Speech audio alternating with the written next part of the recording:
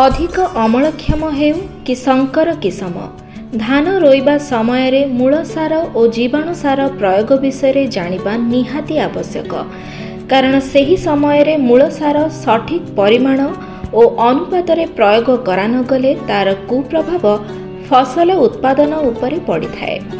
अधिक अमलक्षम धान पाई मूलसार भावे शेष कादुओ करिबा समय एकर प्रति 35 kilogram DAP, 30 kilogram muriate of potash एवं 8 किलोग्राम यूरिया सार प्रयोग करंतु।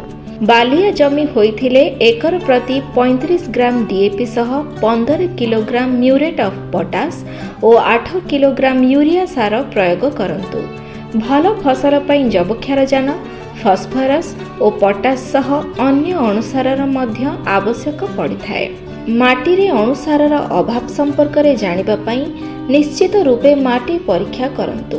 सही समय रे जमीरे जिंक अणुसारर अभाव थिले प्रति 3 वर्ष रे थरे एकर प्रति 10 किलोग्राम जिंक सल्फेट 21% अणुसार को शेष कादुओ करिबा समय रे प्रयोग करंतु।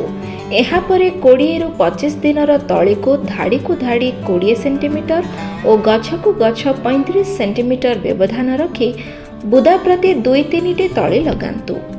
हाइब्रिड बा संकर किसम धान पाई मूलसार भावे शेष कादुओ करिबा समय रे एकर प्रति 52 किलोग्राम डीएपी सहित 40 किलोग्राम म्यूरेट ऑफ पोटास सार प्रयोग करंतु। बालिया जमी होइथिले एकर प्रति 52 किलोग्राम डीएपी सहित 20 किलोग्राम म्यूरेट ऑफ पोटास सार प्रयोग करंतु।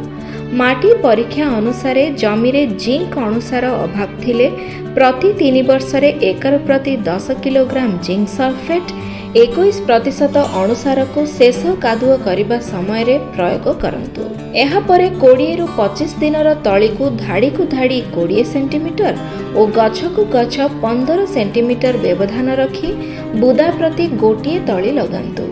एही सब नियम मानिले आशा मुताबक अमल मिल पारिबो।